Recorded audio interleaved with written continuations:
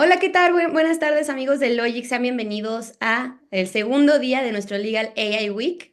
El día de hoy vamos a estar hablando de inteligencia artificial en el arte y la cultura. Y para llevarnos de la mano con este gran tema, hoy tengo como invitado al maestro Carlos Lara, a quien hoy tengo el gran gusto de saludar. Buenas tardes, maestro. ¿Cómo te encuentras el día de hoy? Bien, bien, bien y de buenas con este tipo de temas tan convocantes, ¿no? Doctor, me gustaría que nos platicaras un poquito sobre ti. Aquí tenemos tu semblanza, pero preferimos darles el uso de la voz para que nos cuenten un poco sobre ustedes, sobre su acercamiento con la inteligencia artificial y sobre todo qué relación tiene con este tema que vamos a estar platicando el día de hoy.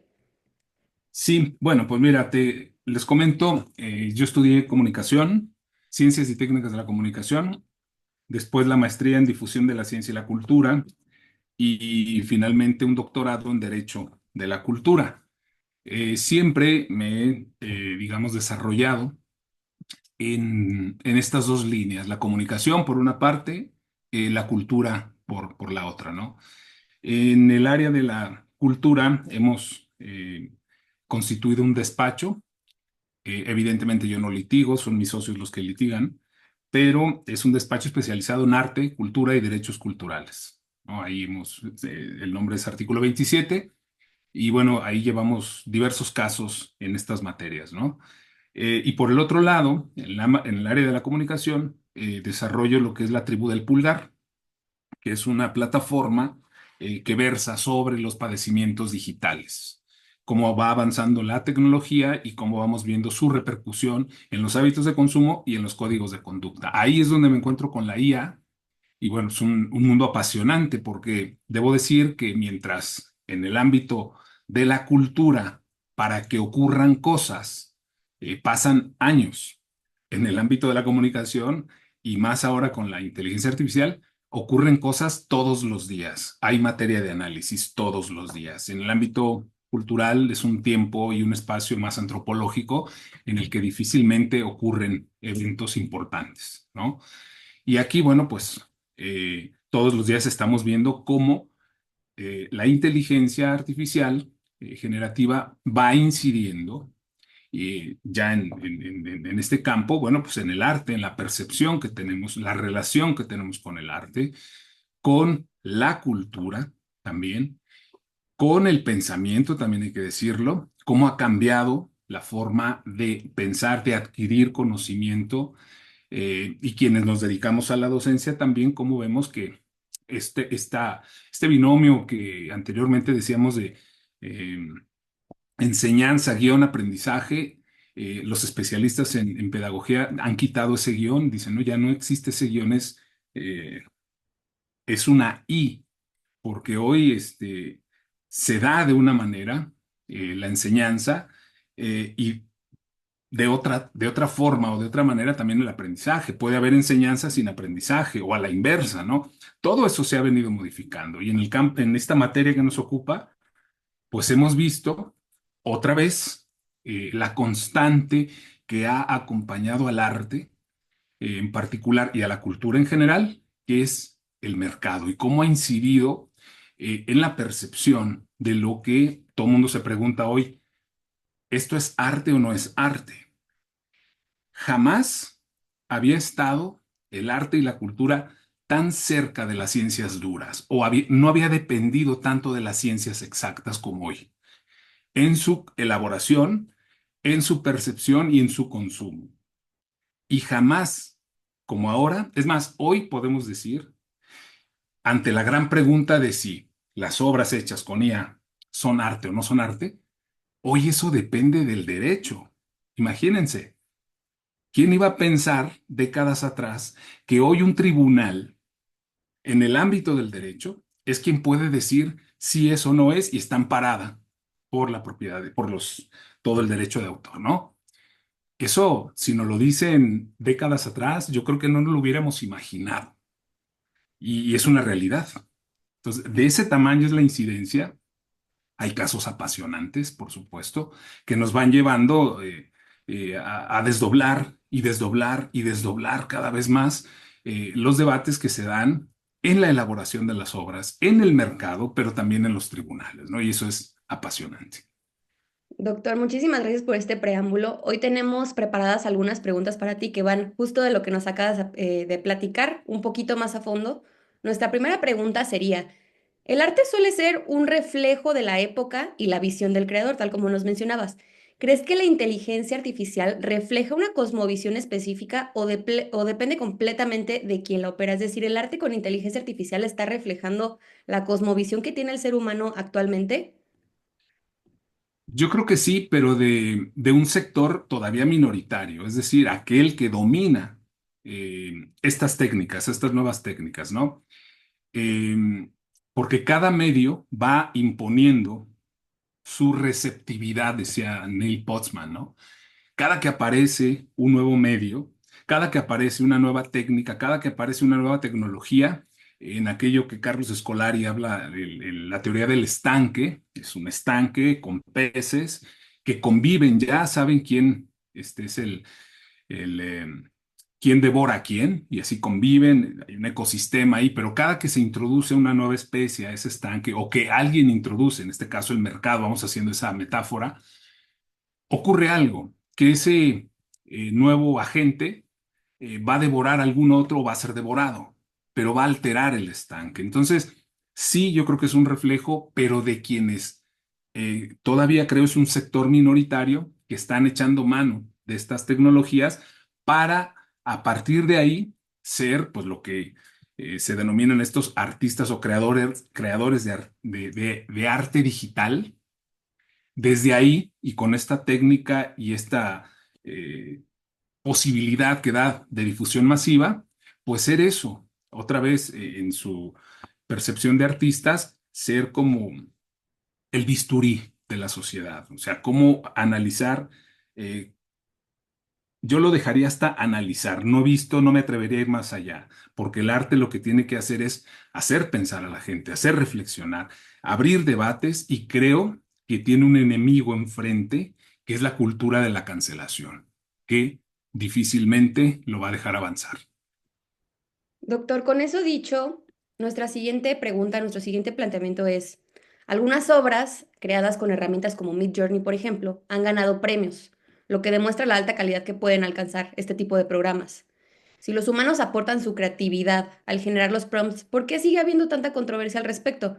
Y sobre todo lo hemos hablado en algunas de las sesiones, hoy lo estaremos hablando más a fondo, pero bueno, también los humanos usamos otras fuentes de inspiración, que a veces puede ser que no seamos tan creativos nosotros mismos. Entonces, ¿cuál es la controversia del ser humano utilizando estas herramientas para crear arte? Bueno, yo creo que la controversia reside en que evidentemente la legislación actual, vigente como la conocemos, nos habla de creaciones humanas. Y es verdad que en algunos tribunales, particularmente en Florida, casos que se han dirimido ahí, eh, se ha argumentado que lo mismo ocurre con la fotografía, que la fotografía, para ser una realidad palpable, incluso en certámenes, concursos y demás, emplea mecanismos, o digamos un aparato mecánico, que es la sí. Pero ojo, el humano, con su creatividad, con su conocimiento, con su experiencia, con su estudio, sabe regular la luz en esa cámara, sabe regular las sombras, sabe regular la velocidad y sabe crear una composición para que, revelado el producto, bueno, la obra en sí, tenga ese impacto, ¿no? Y ese reconocimiento. Yo creo que esto se podría subsanar abriendo categorías. Voy a poner un ejemplo. Así como emergen en los concursos sin inteligencia artificial, el debate de, bueno, las mujeres tienen y vienen pisando fuerte, y más con el desarrollo tecnológico, lo cual celebramos todos. El arte y la cultura es un campo muy peculiar. ¿Por qué? Porque si tú abres un certamen y quieres implementar la igualdad en estos certámenes, no es posible. En todo caso, podrías implementar la equidad, no la igualdad. La igualdad en otras materias, derecho electoral y demás, sí, pero en el arte, no, porque es el terreno de la libertad, ¿sí? Y entonces tú no puedes abrir plicas en un concurso, digamos, literario para ver quién es hombre y quién es mujer y equilibrar las ternas. No, eso no es posible. Entonces, bajo esa lógica, en España el Premio Planeta de hace 3 años se inscribió. eh, Tres publicistas crearon un personaje que se llama Carmen Mola. Y todo el mundo creyó que existía esa escritora porque tenía páginas, dieron todo un seguimiento. Bueno, al fin eran publicistas.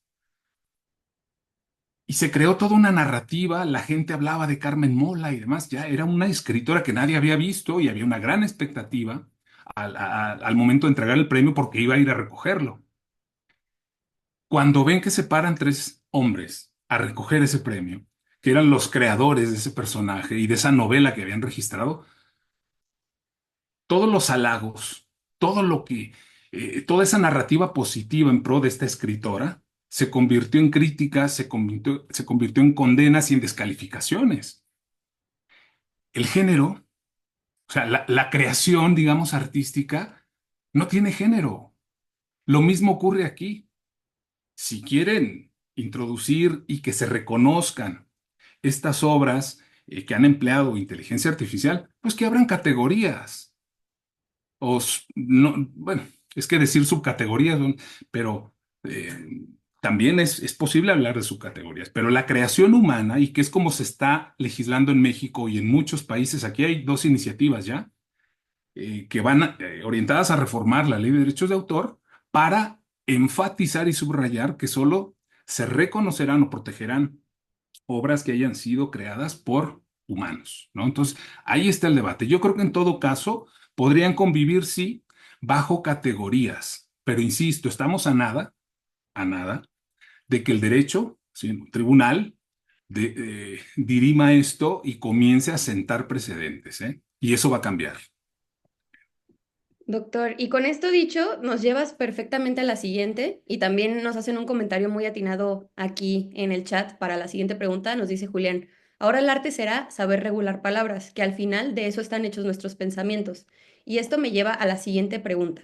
¿Cómo Ujú. imaginas la evolución de la inteligencia artificial como herramienta creativa en el ámbito artístico y cultural y si esto está transformando nuestra forma de entender el arte? Para bien o para mal, siento que la conversación que se dirige en redes sociales y en los grupos, pues es ya de ver una obra de arte y juzgar si está hecha o no con inteligencia artificial, si es lo suficientemente atractiva o no. Entonces, ¿cómo ha cambiado esto nuestra manera de percibir y de valorar el arte? Bueno, ha modificado. Yo hablaba en un inicio que ese es, digamos, el enfoque o mi especialización, el análisis de los códigos de conducta y de los hábitos de consumo. Aquí ha cambiado muchísimo los hábitos de consumo. Y yo creo que si hablamos de evolución, habría que hacer un corte de caja también en esta evolución, porque hablamos de un arte que anteriormente se vendía, hoy se renta. O sea, hoy hay empresas que rentan obras de arte por 6 meses, por un año, y esta, digamos, transmodernidad que estamos viviendo, entendida como la aceleración del tiempo y la reducción del espacio, lleva a la gente a mudarse constantemente y a ya no tener un apego. Yo me siento identificado con esa tendencia. Yo tengo muchísimas obras de arte de reconocidos artistas y estoy por hacer otro cambio de casa. Ya no me planteo si me las llevo o no, porque es otra vez enmarcar, reenmarcar, poner. Entiendo la lógica y el modelo de negocio de estas agencias que se dedican a rentar arte a gente, bueno, pues que no quiere comprar, pero sí quiere tener un espacio decorado con obras de arte, obras de autores emergentes, ¿no? Hay empresas alemanas, españolas, francesas, incluso una mexicana. Entonces, entiendo esa mudanza en cuanto a los gustos, a la apreciación misma del arte. Entiendo que sí está transformando en grado tal incluso que en el Museo del Louvre, después de la pandemia, comenzó a subastar ya no obras de arte. Es un mecanismo que tienen en la legislación francesa como en la estadounidense también, comenzaron a subastar experiencias. Dos de ellas. Una fue por la casa de subastas Christie. Christie's fue una reunión, eh, un vis a vis con la Gioconda por 90,000 euros y se vendió. Sí, no están vendiendo obras, están vendiendo experiencias. Esto nos habla de nuevos hábitos de consumo, de nuevos códigos de conducta. Otra subasta fue por 80,000 euros, eh, además bueno, presenciar todo el proceso desde que descuelgan cada año la Gioconda, la llevan al laboratorio, quitan el cristal y le dan, digamos, su tratamiento, ¿no? De conservación. Bueno, presenciar ese proceso, 80,000 euros. Acompañado, evidentemente, el director del museo, el curador, digamos, en jefe, ¿no? Entonces, hablamos ya no de un arte, por esto de la evolución, ya no hablamos de un arte en estado, digamos, en estado material, real, figurativo, que tenían las instituciones museísticas e invitaban a los ciudadanos a reflexionar, ¿no? Y hablamos de un arte, nos dicen algunos estudiosos franceses, en estado gaseoso. Una gran metáfora que luego vino Bauman a decir, no, es un arte en estado líquido, e introduce este principio de licuefacción en el debate para decirnos, bueno, la licuefacción y lo líquido que permeó toda su obra, pues es una gran metáfora también. A lo que yo, al final de esto, agrego, no, no es un estado líquido, es un estado digital. El arte, en su estado digital, nos ha llevado a esto, a replantearnos su valor, porque ha cambiado el valor, ha cambiado el precio, ha cambiado el aprecio de las obras de arte también, ¿no? Entonces yo creo que ha pasado de ese estado, digamos, figurativo a un estado gaseoso, a un estado digital, en este estado digital, pues es donde se encuentra con la inteligencia artificial y viene a replantear todo. Buenísimo. Y para esto, maestro, también tenemos la siguiente que creo que los has llevado muy bien. Parece que nos pusimos completamente de acuerdo con lo que ibas a responder, pero si Banksy, por ejemplo, creara una obra de inteligencia artificial, ¿crees que tendría el mismo valor artístico y cultural que una realizada de forma tradicional? Porque sabemos que, pues, un artista, para que sea reconocido muchas veces, la mayoría, lleva años de trayectoria, de expertise, de aprendizaje. Entonces, ¿sería lo mismo? Y en todo caso, ¿cómo podría un artista digital tener este mismo impacto? Bueno, la voy a dividir en dos partes. Una, decías, un artista llevaba, sí, llevaba. Yo cuando comencé a ver el arte objeto, cuando comencé a ver eh, los happenings y este tipo de corrientes, lo primero que me cuestionaba es si esos artistas sabían dibujar un dorso, por ejemplo, ¿no? O si habían pasado por el estudio, que muchas veces suelen decir, no, ese es el academicismo, rechazo el academicismo. Yo no sé dibujar, pero miren, hago estas instalaciones y este arte objeto. Yo ahí no le presto mucha atención, me parece que son atajos que poco aportan al verdadero desarrollo del arte. Es mi posición. El caso de Bansky, si él hiciera eso, por supuesto que se vendería en millones de euros por ser la primera obra de Bansky hecha con IA. Eso sería una suerte de unicidad de esa obra en concreto. Pero a Bansky lo que le ha pasado es que es ese fenómeno del Che Guevara, ¿no? Que criticaba tanto el capitalismo y al final se convirtió en una obra del capital. Savansky, que era ese artista furtivo, que ahí reside su potencial creativo y este contagio cultural al que nos ha invitado en la furtividad, ¿sí? Pero al mismo tiempo, bueno, recordemos que puso unas ratas gigantes en el metro de Londres, ¿no? Aparecieron ahí y después, a los 2 días, el gobierno dijo, eso no puede ser, hay un reglamento y vamos a tener que borrarlas, pero vamos a invitar al artista a que pinten otros espacios. No, él no responde a invitaciones y menos del gobierno. Ahí es donde reside la calidad artística de Bansky, pero creo también que al estar ya en museos y en colecciones privadas, pues le está pasando lo mismo que a las camisetas del Che Guevara, ¿no? Sin embargo, creo que sí empleara la inteligencia artificial sería novedoso y tendría el mismo efecto de esta obra que se subastó y que en el momento en que se dio el martillazo de venta fue triturada, el niño con globo, ¿no? Tendría ese mismo efecto, creo yo. Doctor, y ya nos centramos en esta parte un poco en el artista, en los hábitos de consumo, sí, enfocados un poco en esta apreciación del arte, pero por otro lado ya están los usuarios. Y la pregunta es, ¿cómo influye la inteligencia artificial en la accesibilidad y democratización del arte en la era digital? Ya sería como un aspecto que a los que no somos artistas, pues puede ayudarnos o perjudicarnos. ¿Cuál es tu percepción acerca de esta democratización? Bueno, yo creo que ha ayudado, sí, a democratizar el arte, eh, a que haya un acceso eh, más, digamos, y una difusión más al alcance de todos, ¿no? Que ha alimentado, digamos, esa primera cadena del coleccionismo, que son el tener obras al alcance que puedes imprimir o que te pueden mandar a domicilio o que puedes rentar con opción a compra, en fin, creo que sí, ha ayudado a eso, pero al mismo tiempo creo que ha cambiado las reglas del juego de cara a las instituciones museísticas, porque el arte ya no está en los museos, el arte está en la calle, el arte está en las plazas, el arte está en la red, en su estado digital. El arte está en aquellas obras que si bien la gente acude a verlas en un espacio abierto, en un espacio cerrado, sea un museo, una galería o la calle, son obras instagrameables que inmediatamente la gente comparte como parte de su estatus a sus contactos, luego se viralizan y van generando otro efecto, sí.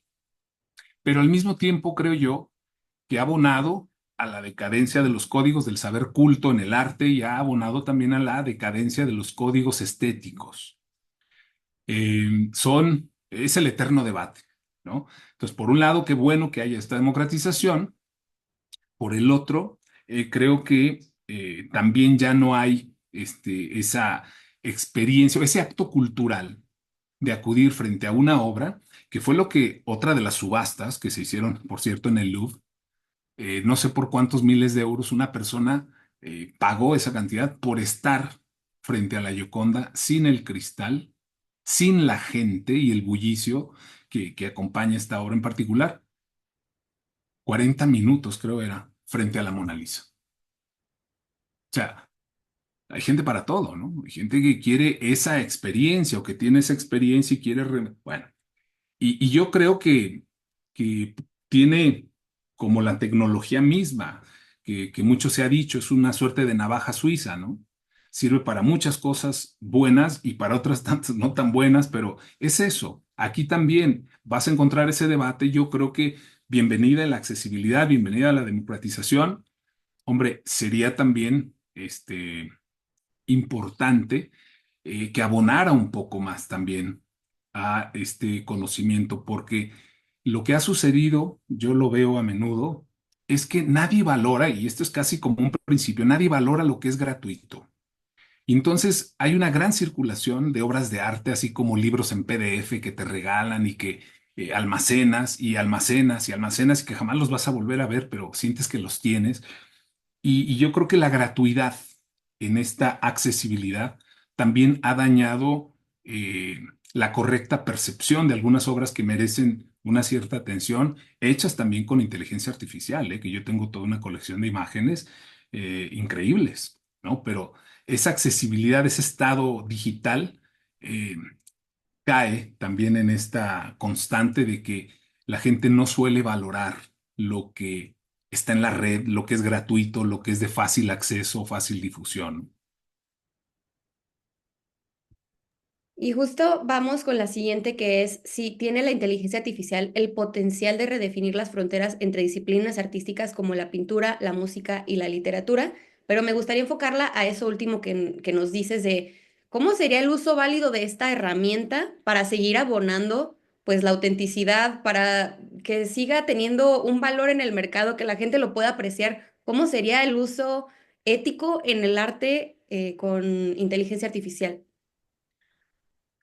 Yo creo que impulsando eso, una suerte de algorética en la que haya acuerdos, ¿no? Por parte de instituciones museísticas, de galerías. El problema es cuando llegas al mercado, porque el mercado es el mercado y siempre ha funcionado así en la industria creativa, en la industria cultural. ¿A qué me refiero? A que el Estado es quien finalmente pone las reglas. Y entonces hoy podemos estar o ver la imagen, voy a referirme a esta imagen del plátano, famosa, esta obra de Mauricio Catalán, eh, del plátano pegado con una cinta, ¿no? En una pared. Eso ya me parece, a mí en lo particular, una tomadura de pelo, bueno, pero bajo esta teoría de que lo mismo fue Marcel Duchamp en su momento, en fin, y hubo alguien que la compró, pero ¿quién fue ese alguien que la compró? Un emprendedor, un empresario de criptomonedas. Ah, ¿y por qué la compró? Esa sería la pregunta. Y ahora ya se ha tragado el plátano también. Entonces, en un acto mediático, ha quitado el plátano y se lo ha comido. Si seguimos por esa línea, digo, acabaríamos experimentando, espero que no, lo que hizo Piero Manzoni hace ya más de 60 años, con unas latas que vendió, incluso están en la colección del MoMA. Entonces, me parece que podemos estar ante una serie de juegos artísticos donde quien tiene dinero, los empresarios, y esto lo han aprendido muy bien, han invertido en el arte como estrategia financiera. Y entonces esto altera todo, altera la ecuación. ¿Quiénes dirigen hoy los museos y las revistas, un Art Report, Art Review y muchas otras más? Incluso los museos mismos, no es gente que estudió historia del arte, son economistas. Entonces, ¿cómo funciona esto? Bueno, eligen y ponen a rodar por el mundo y dicen, esto es arte, esto no es arte, ¿no? Y entonces la gente, y más que está formada en lo cripto, en eh, en el, este, en el metaverso y demás, pues comienzan a hacer estos juegos que alteran efectivamente esta percepción. Y entonces hay disciplinas artísticas. A ver, yo pregunto, si finalmente va a ser el derecho, por lo que veo, quien va a decidir si las obras creadas con IA son obras o no y gozan de la protección de los derechos de autor y propiedad intelectual, ¿qué hacemos entonces con disciplinas como la estética?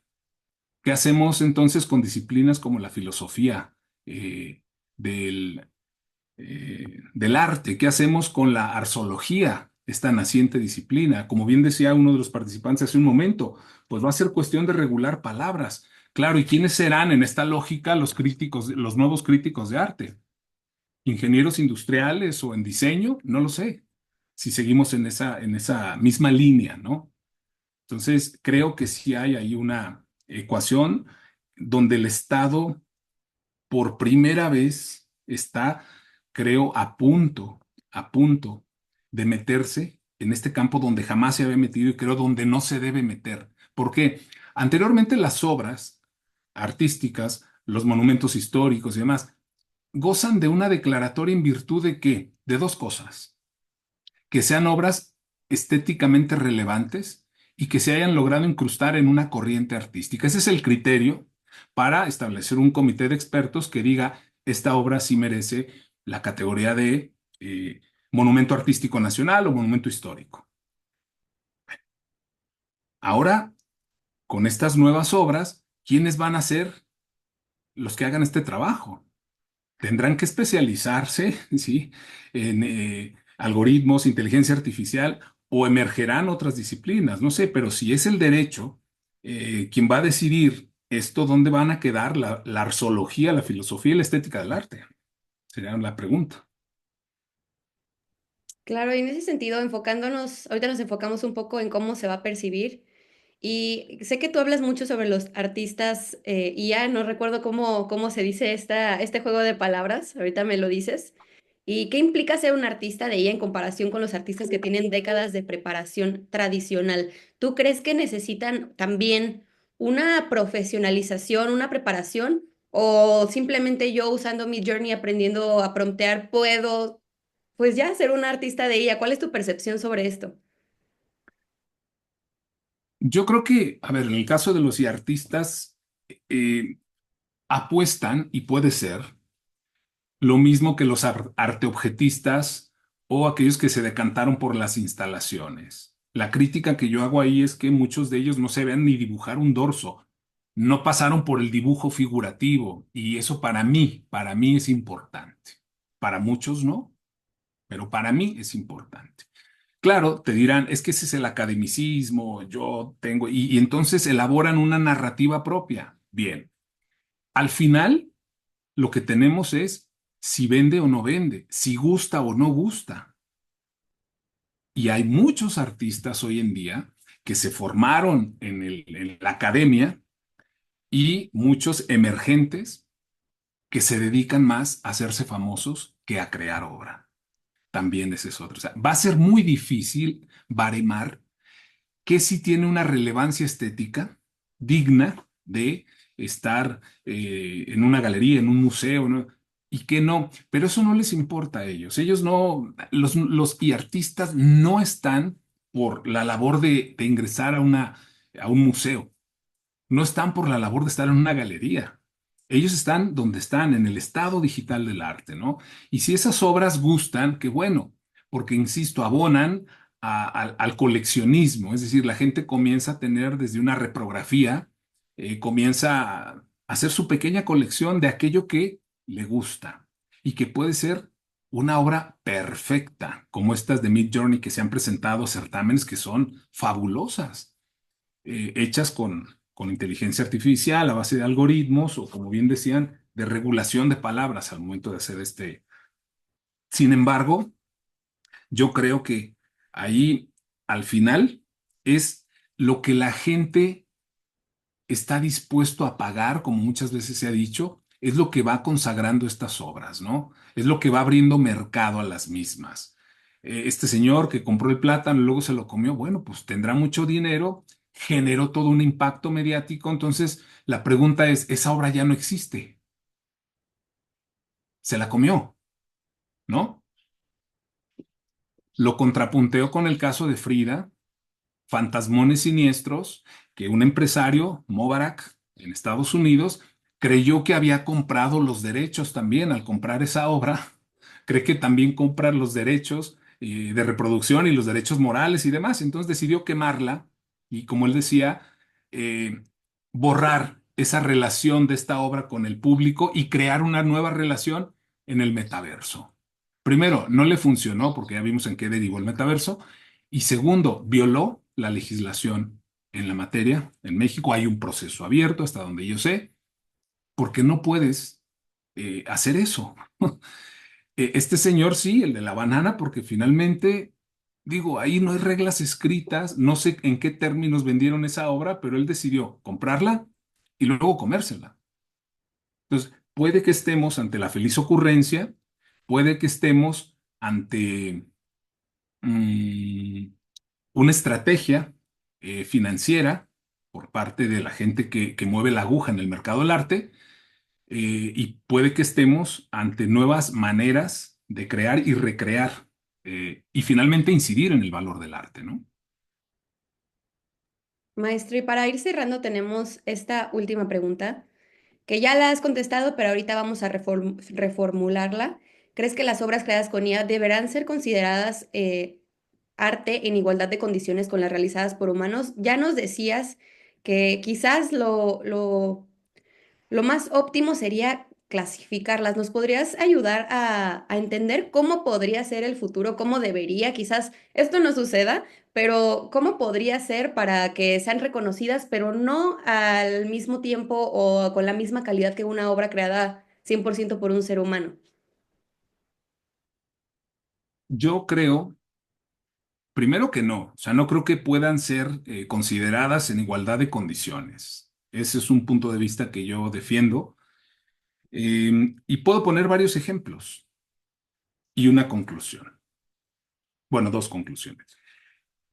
El deporte, el olimpismo, ¿no? La gente va a las Olimpiadas y a ver lo que el hombre es capaz de hacer hoy en día. Y por más que han querido incrustar la tecnología ahí para el rendimiento, ¿por qué está penado el tomar sus determinadas sustancias en una competición? Bueno, por algo, ¿no? Porque no es el esfuerzo humano el que está en juego. En cualquier deporte, ¿sí? Y luego de que se rompen esos récords mundiales y récords olímpicos y tal, bueno, uno va viendo cómo el ser humano va evolucionando, va siendo capaz de establecer nuevas metas, nuevos... bueno. Y luego está el deporte paralímpico, ¿sí? Y que ha cobrado un auge muy bueno. Y el fútbol, incluso, con personas las cuales faltan extremidades. Yo tengo amigos árbitros en ese deporte y lo ves y lo disfrutas con las reglas preexistentes en esos deportes, ¿no? Luego tenemos el caso que ponía yo, porque estamos hablando de arte, que es el terreno de la libertad, donde debe primar, sí, la estética, sí. Un jurado te va a decir esto tiene calidad o no tiene calidad a partir de un seudónimo. No sabe quién es, no sabe si es hombre o si es mujer, si tiene trayectoria, si es una ópera prima. Así de ciego tiene que ser, tiene que gustar, tiene que encantar. Entonces yo creo que podría poner muchos ejemplos más donde la igualdad de condiciones creo que me parece que no debería ser tal. Pero el absurdo es que esto va a ocurrir y lo más absurdo es que va a ocurrir por decreto. Entonces tendremos artistas por decreto y obras por decreto, porque un tribunal ha fallado en un determinado sentido. Y entiendo la tendencia, y esa es la segunda conclusión. Hay un libro del maestro Gerardo Laviaga, muy polémico, Leyes, Neuronas y Hormonas.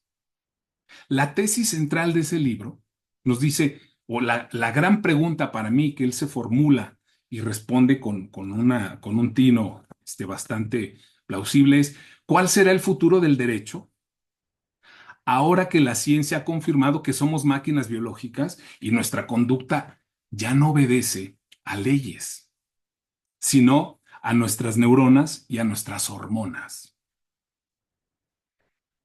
Apostar por establecer penas punitivas, hemos visto que ya cada vez funciona menos. Tipificar delitos ya no hace que la gente no los cometa. Aristóteles y Platón debatieron muchísimo sobre esa idea de que el hombre era un animal racional. Después, en los años 90, que es la década donde más se ha estudiado el cerebro y se introduce este prefijo que hoy nos define, que es lo neuro, nos hemos dado cuenta de que no es un ser racional, no somos seres racionales, somos seres emocionales también, en gran medida emocionales, que respondemos a este tipo de provocaciones como la del plátano, como las de Bansky, de forma emocional. Entonces, entre esta tendencia y entre lo que tienen entre manos los tribunales, pues creo que llegará el momento en el que pueden llegar a considerarse en igualdad de condiciones ambas. Yo no estaría de acuerdo, pero veo que los tribunales van por ahí y veo que esta tesis del maestro Laviaga también empata con ese momento que va a llegar, ¿eh? Y entonces tendremos artistas por decreto y obras por decreto, con una intromisión del Estado, incluso que nunca ha tenido, por lo menos de esta manera, como juez. No, como generador de condiciones sí, como mecenas sí, pero hoy como juez creo que estamos a punto de ver, sí, toda una, no sé si, bueno, dejémoslo en una transformación de los códigos del saber de este nuevo tipo de arte, ¿no? Doctor, muchísimas gracias. Hemos llegado al final de la sesión. Creo que podemos tomar algunos minutos para preguntas. Quisiera preguntarte, considerando que los esports y la inteligencia artificial son evoluciones tecnológicas que están redefiniendo campos tradicionales, ¿por qué el arte digital y el arte generado por inteligencia artificial no deberían ser considerados como formas legítimas de expresión artística? Por la razón que comenté, yo creo que el ejemplo más que nos puede ayudar un poco me puede ayudar un poco a explicar este punto es la fotografía que ponía hace un momento, ¿no?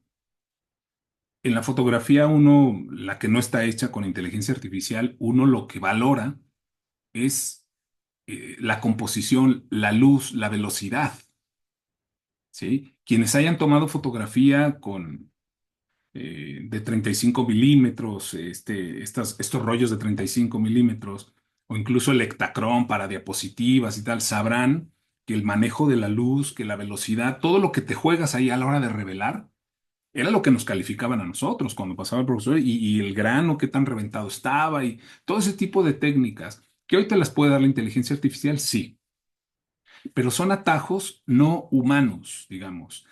Y en eso hace mucho énfasis todas las definiciones de inteligencia artificial. O sea, si nos vamos al origen de qué es o cómo puede ser concebida la inteligencia artificial, es una simulación de procesos cognitivos humanos. Simulación. Por parte de las máquinas, por parte de sistemas, que sí, habilita el aprendizaje, el razonamiento, la autocorrección y permite incluso resolver problemas. Pero es en el fondo un debate entre el hombre como parte de un ecosistema donde las máquinas son extensiones de su cuerpo o lo que nos plantea la IA. El hombre como una interfaz donde las manos son extensiones de las máquinas. De ese tamaño es el debate, creo yo. Y en ese sentido, nos comentan, la fotografía enfrentó el mismo debate sobre su legitimidad artística en sus inicios. Hoy ya es un medio artístico indiscutible. ¿No estaríamos repitiendo los mismos prejuicios con el arte digital y la inteligencia artificial? Sí, con un paréntesis que haría. La fotografía le costó 50 años llegar a ser considerada eh, un arte por la Academia Francesa y tal. El cine también le costó 50 años para ser reconocido como tal. Pero insisto, esos eran los tiempos antropológicos, ¿sí? Eh, el tiempo anteriormente no tenía, perdón, el tiempo tenía fijación, permitía debatir, permitía reflexionar y permitía pues llegar a conjeturas y posturas y pasaban los años y llegaba ese momento donde ya no reconocía. Hoy no, hoy el tiempo ya no tiene fijación. Ese tiempo que concibieron los griegos, el Cronos y el Kairos, hoy nos gobierna el Kairos. Es decir, el tiempo depende de la tecnología. Entonces, no hay espacio, tiempo antropológico, espacio antropológico para reflexionar en torno a. Respondemos a estos pivotes emocionales que nos plantean las redes, que nos plantean los algoritmos, que nos plantean la inteligencia artificial. ¿Y dónde está la academia? ¿Dónde se está debatiendo esto?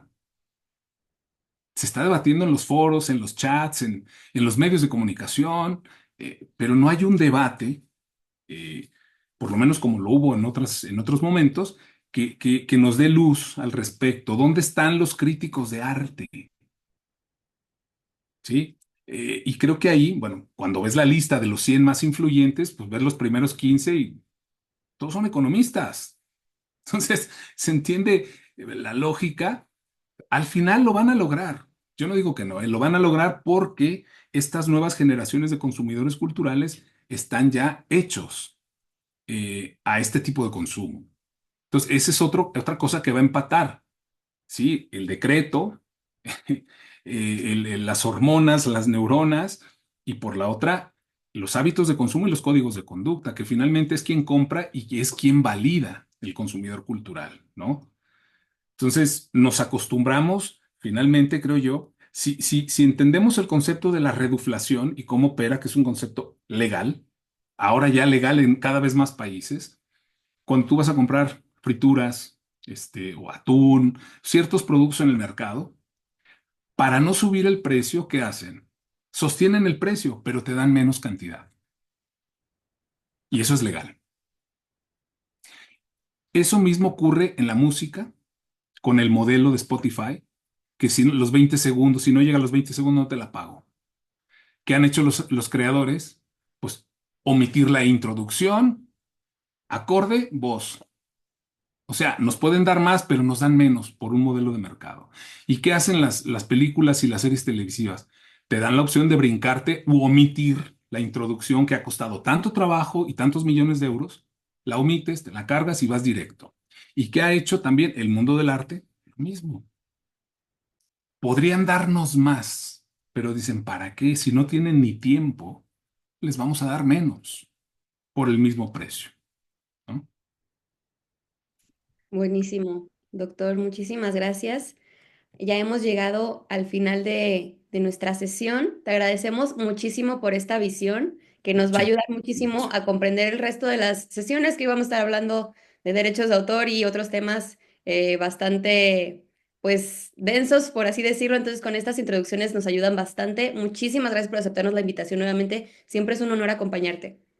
Muchas gracias a ustedes también por la invitación y suerte en el resto de la jornada. Muchísimas gracias. Ya por acá te felicitan en el chat. Y no olviden que ahorita a las 11 tenemos dos sesiones con Stephanie Balao y Berenice Hernández. Son al mismo tiempo, pero pueden elegirla y la otra la ven grabada. Entonces, pues nos vemos por allá. Que estén muy bien. Nos vemos. Hasta luego.